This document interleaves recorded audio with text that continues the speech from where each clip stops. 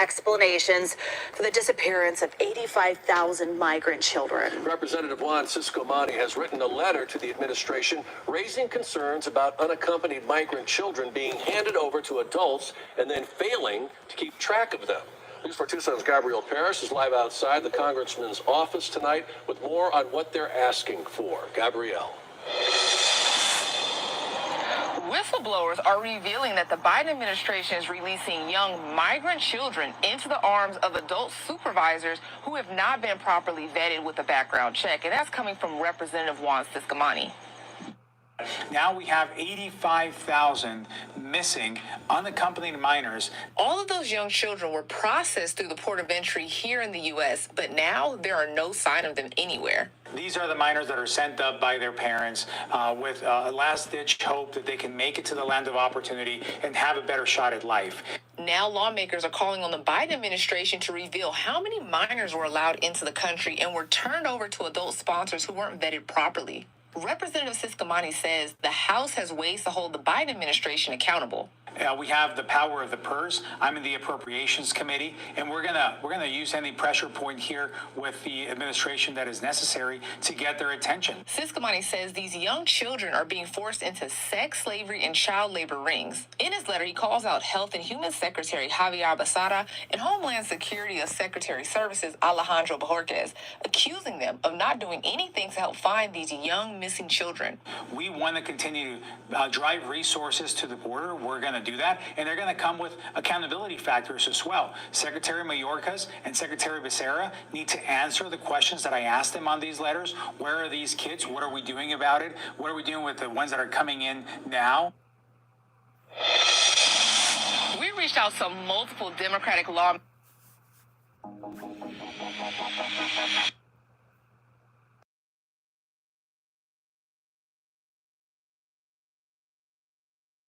Disturbing new report tonight involving the parents and children separated by the Trump administration's zero tolerance policy. Tonight, that new report indicating the parents of 545 children cannot be found. Tonight, how the White House is now responding. Here's our chief national affairs correspondent, Tom Yamas. Tonight, the Trump administration again under fire over its controversial child separation policy. The ACLU making a stunning accusation, saying they've been unable to reach the parents of 545 migrant children taken from their families at the border before June of 2018.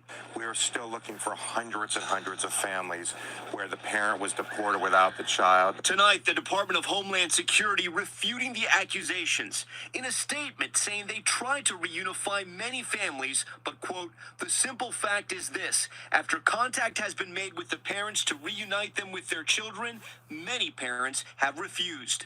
It's very sad. The administration wants the families to be reunited, but for various reasons, the families just have not accepted the children back in many of these cases. The Trump administration said it enacted the policy as a deterrent to illegal border crossings, but after fierce backlash, ultimately rescinded it. The ACLU trying to track down the families after filing a lawsuit on behalf of parents separated from their children. And tonight challenging DHS's explanation, quote, we have not even found these 545 parents, so neither we nor certainly the administration can know whether they want to be reunited. Good Friday evening and welcome. We begin tonight with that joint investigation by Scripps News and the Center for Public Integrity. It involves thousands of migrant children who might have disappeared from the system altogether. It is a troubling finding when you consider record numbers of migrants continue to pour across the U.S.-Mexico border. Many are children and many of them are alone. The Biden administration puts them in homes with sponsors, but then what happens next? Our investigation found thousands of those children are now disappearing from those sponsor homes. Our Scripps News investigative correspondent Patrick Terpstra joins us tonight. And Patrick, there are also concerns the federal government isn't doing enough to track them down. That's right, Dylan. To really zero in on this, we picked Culpeper, Virginia. It's a town with a very large Guatemalan population and a lot of sponsors who have taken in migrant children, only to see so many of them disappear. These are the faces of migrant runaways. Children who came across the southern border alone were placed by the U.S. government with an adult sponsor and then vanished. Kids like 15-year-old Yenny, who was last spotted with a black backpack getting into a white pickup truck. No one will say where she went. Selena was just 16 when she ran away from her sponsor's home weeks ago. Cesar, also 16, left his uncle's home one day and never returned. Each of these children disappeared from the small town of Culpeper, Virginia, about a 2-hour drive from Washington, D.C. This is all my missing kids right here. These files are pretty thick. It's Culpeper Police Detective Norma McGuckin's job to try to find them, and she says her cases all seem to unfold the same way. The sponsor will take him in, or her, and then within 30 days tops, a couple days sometimes, and then the child just picks up and leaves. You called this a crisis? We have 21 missing still. That's a crisis. On a small town, very small town. Every chance she gets, McGuckin drives through these neighborhood streets looking for any sign of the missing kids. Pretty much all these neighborhoods, you can point to a house where Yes. an unaccompanied minor has run away. Yes, on this side back here. Since she became a detective here in 2018, she's managed to find 15 of them. But more keep running away every year. Could the sponsors be doing more to keep the kids safe in their homes? I don't know that there's much that they can do. Basically, they are told by the parent back home that's not what they went there for. You know, they didn't go there to go to school. They went there to work. More than 500,000 unaccompanied minors have come into this country since 2018. And over 6,000 of them have reportedly run away from their sponsor homes. They're somebody's children. I always worry that they may be in trouble somewhere, being taken advantage of. That's my worry. She told us she's especially worried about Horlandina Lopez Perez. She came into the country pregnant. She was 16 when she vanished. This case is unique in that you have a baby missing as well as a minor. Correct. There's paperwork for her when she was still pregnant. We obtained this body camera video of the moment police arrived at the home of her sponsor. The woman tells police she came back from work one day and realized Orlandina was gone, along with her 4-month-old baby boy. We wanted to know if the sponsor had heard anything from Orlandina in the months since, so we tracked her down at her home. She agreed to talk to us on her porch. Where is Orlandina today? La verdad no sé. Are you worried about her? Sí, porque yo no sabía dónde está. Ojalá que si ella sí está bien. So normally, It's the kind of dead end Detective McGuckin is used to. She says finding any of these children is a process riddled with hurdles. But we were surprised when she said the biggest obstacle is the U.S. government and its Office of Refugee Resettlement, which is responsible for looking after these kids until they're placed with a sponsor. When you call that office, what happens? sometimes it depends on who I get on the phone, but most times I don't get much. What do they say about why they won't give you this information to help you track down these missing kids? They're just not allowed. The agency keeps case files for every unaccompanied child that enters this country, including photos, birth certificates, and addresses for other family members. It's invaluable information McGuckin says she could be using to find these kids. Dozens of police reports we obtained document her interactions with this agency. In one case, a government social worker tells her it was against their policies to share a photo of a missing 14-year-old, even though the detective stressed without one, it was like looking for a ghost. No one from the Office of Refugee Resettlement was permitted to speak to Scripps News, so we sat down with Robert Carey. He led the office during the Obama administration.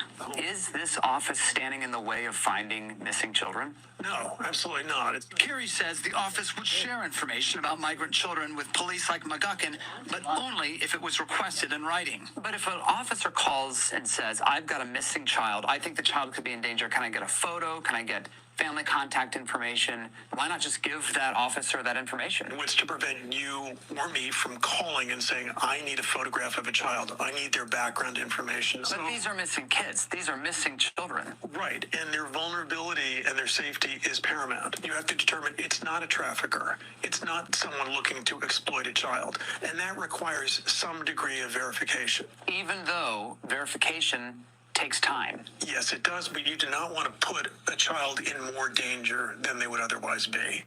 A few months after Scripps News and the Center for Public Integrity began asking questions, we noticed the Office of Refugee Resettlement published a policy detailing how police can lawfully obtain personal information about migrant children. Was this office taking this issue seriously if it was really only until August 20?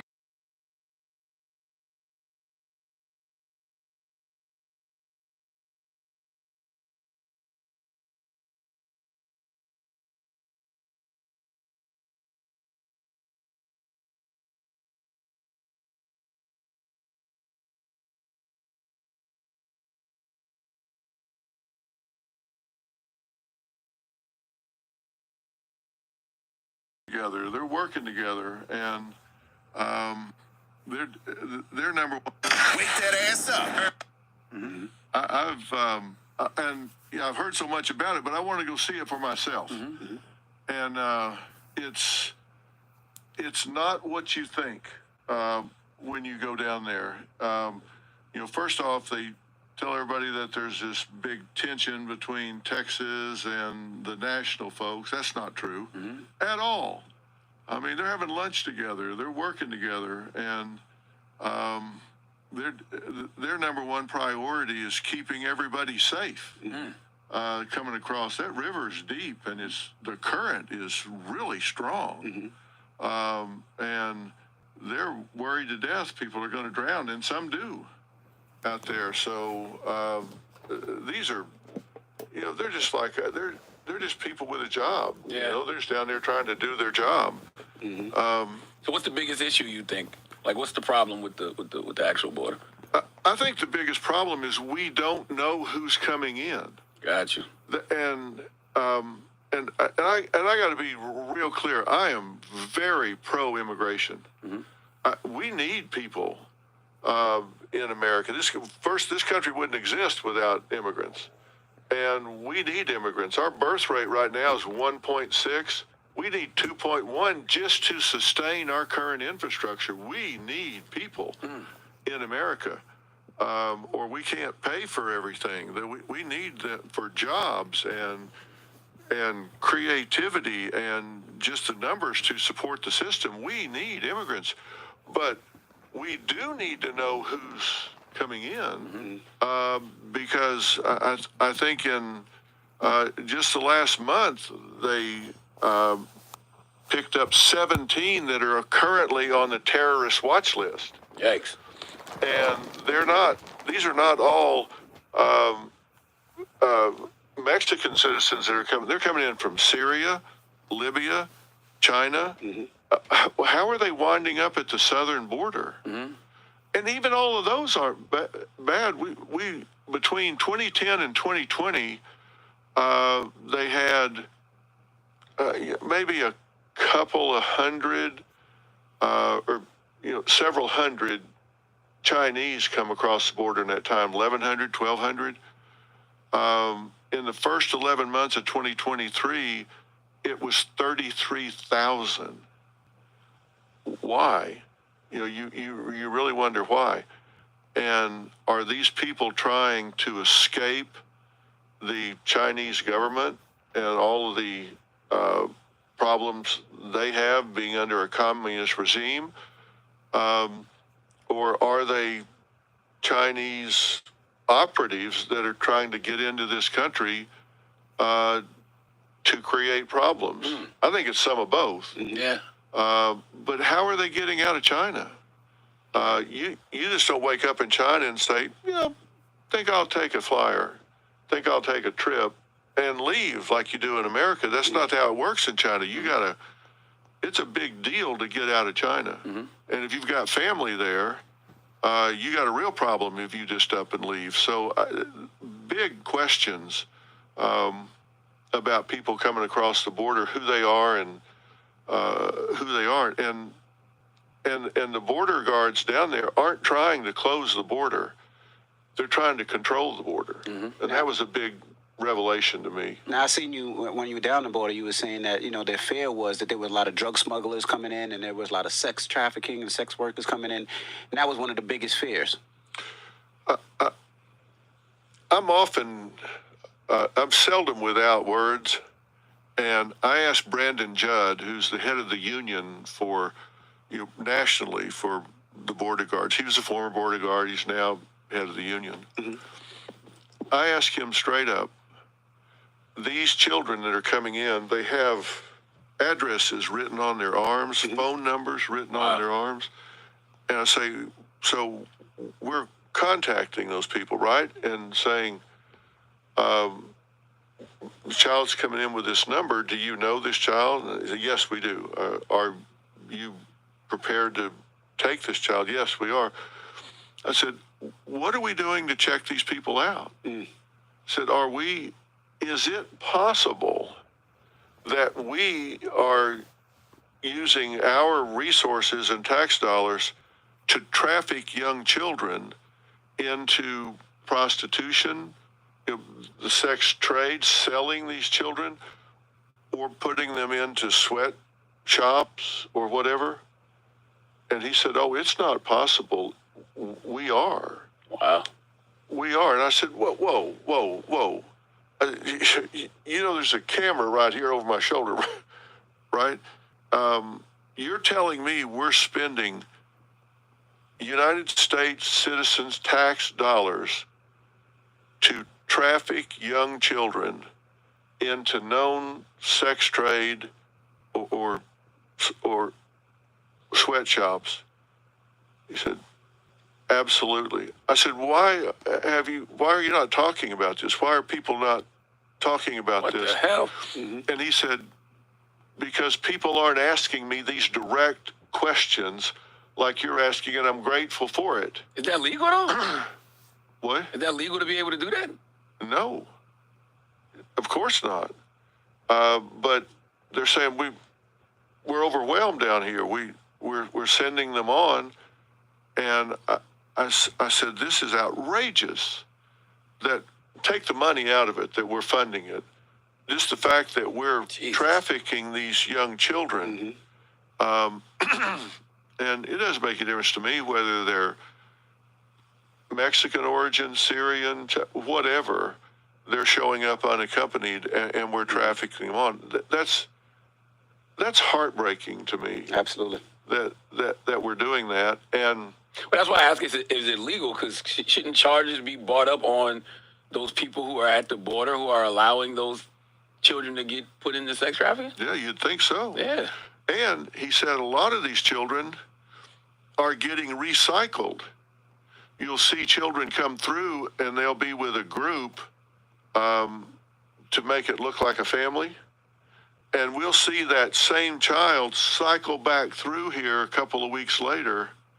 It's the same kid. But a different family. They get through, and then they send them back around and put them with another group, and they come back, 2 or 3 children come back again. Well, let me ask you, of course, from your show for years, you've been fixing people's relationships, fixing people's lives. What makes you want to fix America? Feels like a dream, feels like magic.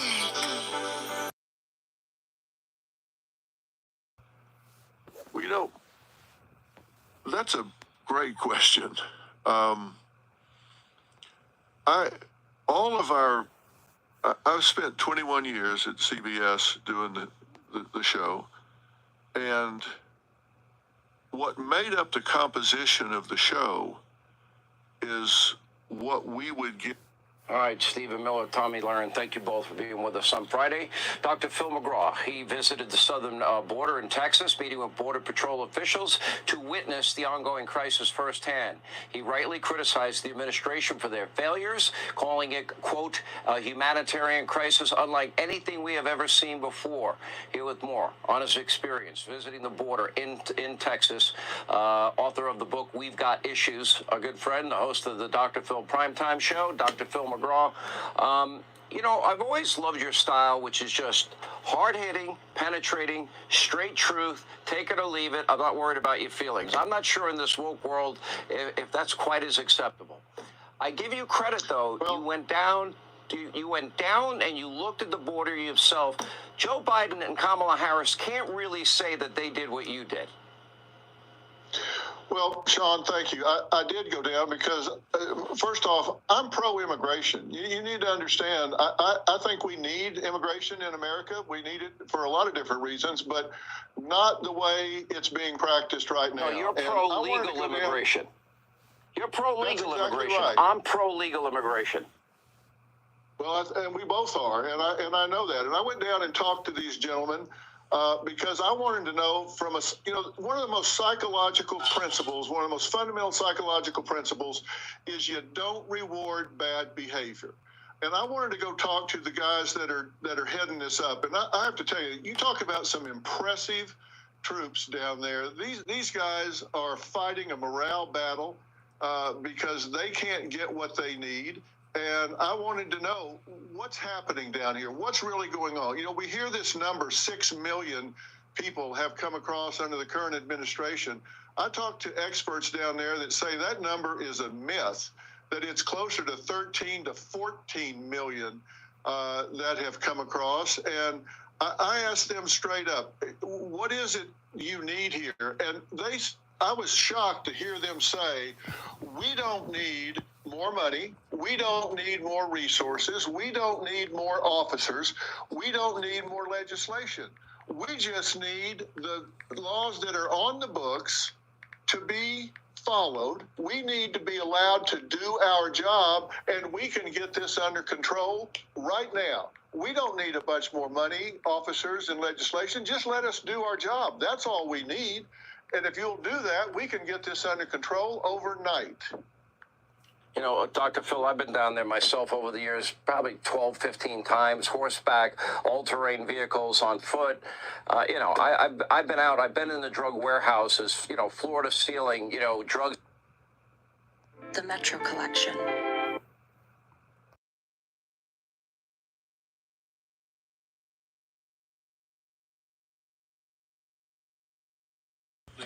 Many of the Republicans are making an issue about both anchoring ourselves in compassion, in kindness, in humanity, which are all values that are central to who we are as Americans, particularly as it relates to vulnerable children, while at the same time working to find a comprehensive bipartisan resolution to dealing with the migrant crisis that we've seen, not just over the last few months or last few years, but over the last few administrations, both Democratic and Republican. If the Republicans are really interested in finding a real solution to this challenge, we welcome that conversation.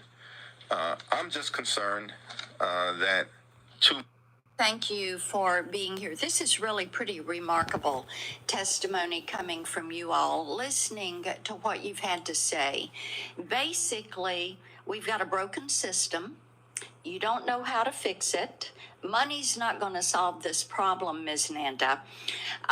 You don't know the numbers. You don't know the law to enforce the law. So what comes across is that we've got a Homeland Security team here that doesn't believe in securing the homeland because you don't care enough to go deep enough into the issue to be able to define the problem and be able to fix it. Now, Ms. Marcos, I'm going to come to you because I've written Secretary Becerra twice about these children that they just can't find. Now, first letter, he got Acting Assistant Secretary Jeff Hill to send a non-response to my office. And then I sent another letter, and I haven't heard anything from him. I have asked that he come to the committee and talk to us about what has happened with these 85,000 children, where they are, and why efforts are not being made to find them and to be certain that they are being cared for. But there's no response to that because there again, you all believe in open borders. Your goal is not to secure the country and the border.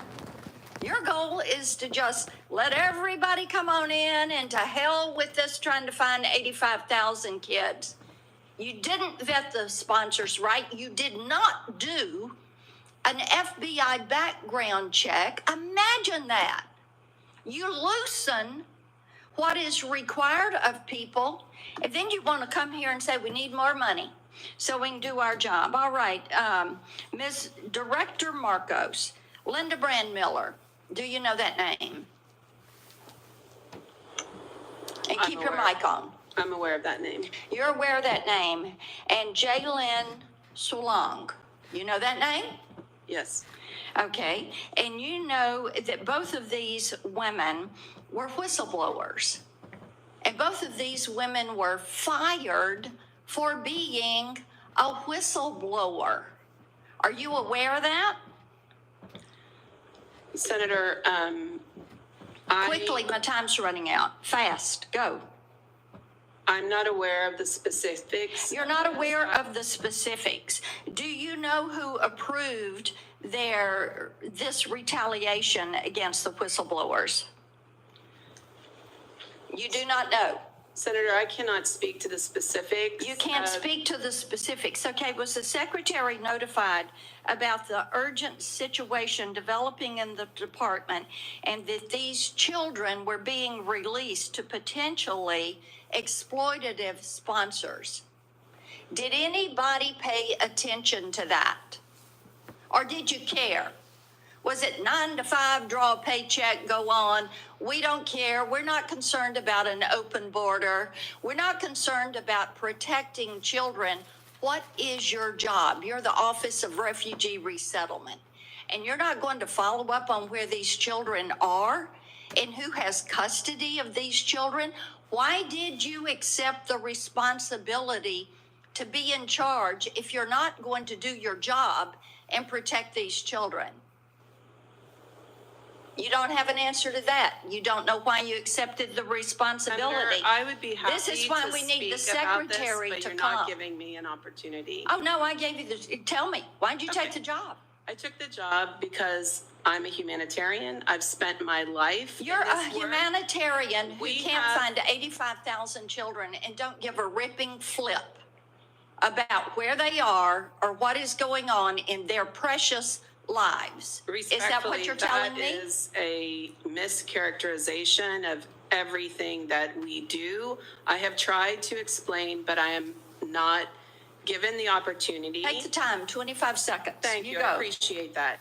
When a child is released from our care, there are a number of ways that they can continue to receive services.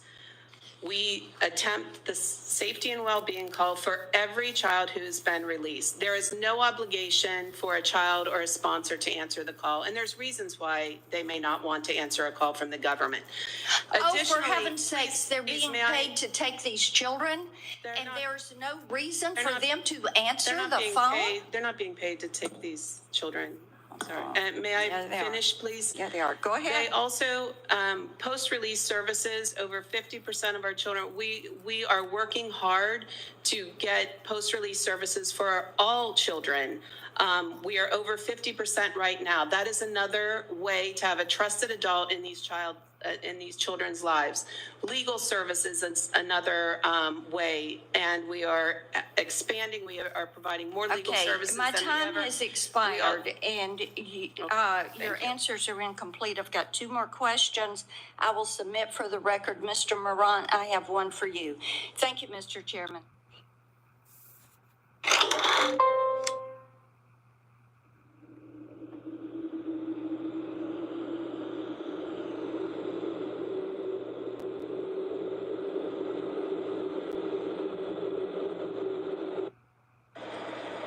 Una respuesta.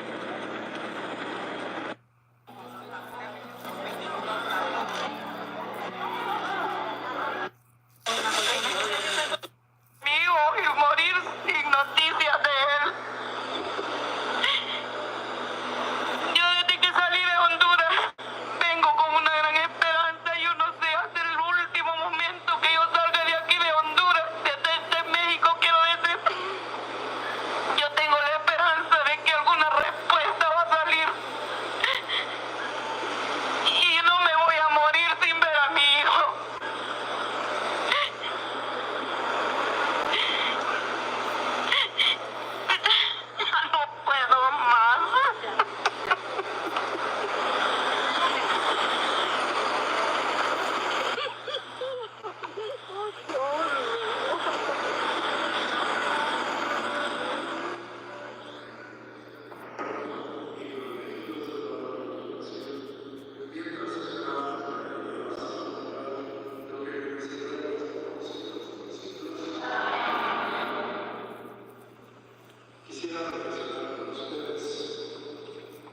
Lucy.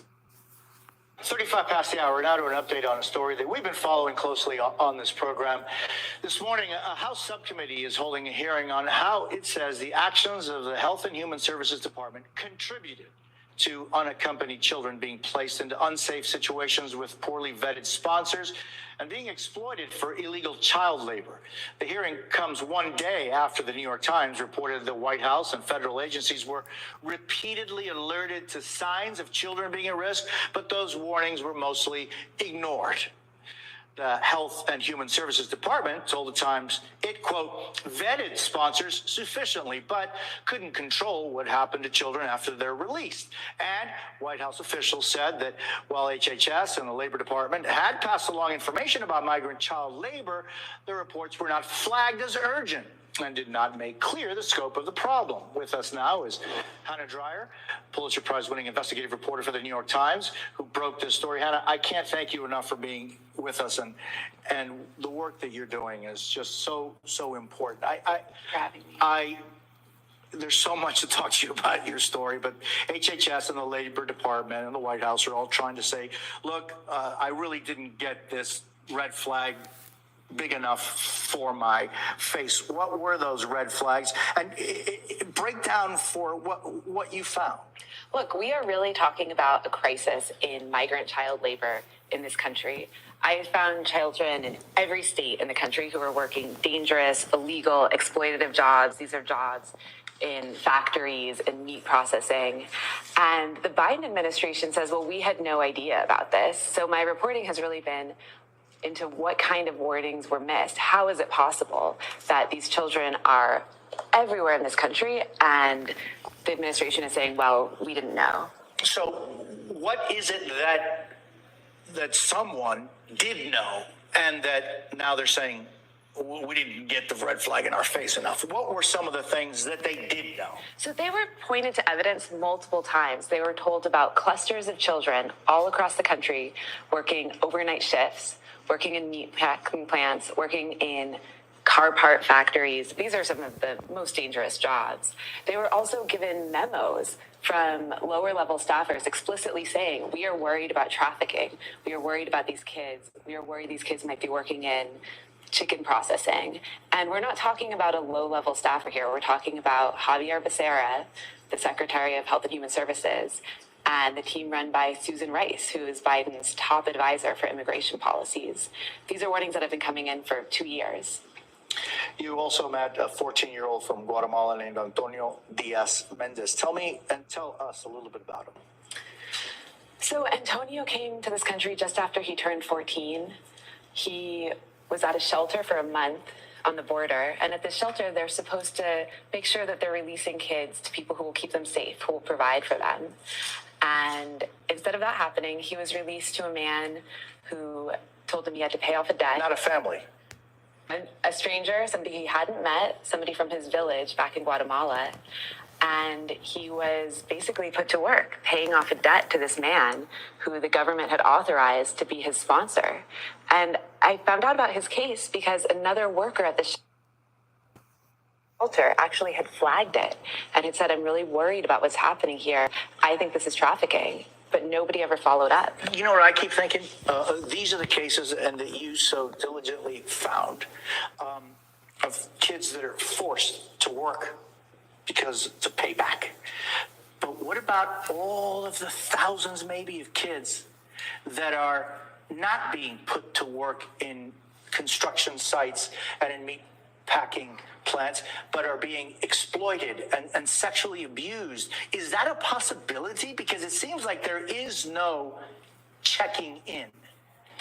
The fact is, the government at this point does not know what has happened to thousands and thousands of these children. Trafficking can mean a lot of things. I've been focused on labor exploitation because it connects so directly to the products that all of us are using. I mean, Cheerios, Cheetos, Fruit of the Loom socks. These are places where we found migrant children were making products or packing products. But we've also heard about cases where it's other kinds of exploitation. And I mean, it's very disturbing. And I can't thank you enough. Please stay at it and please keep us informed. And this is such an important thing. And you know, they're little kids, right? Not little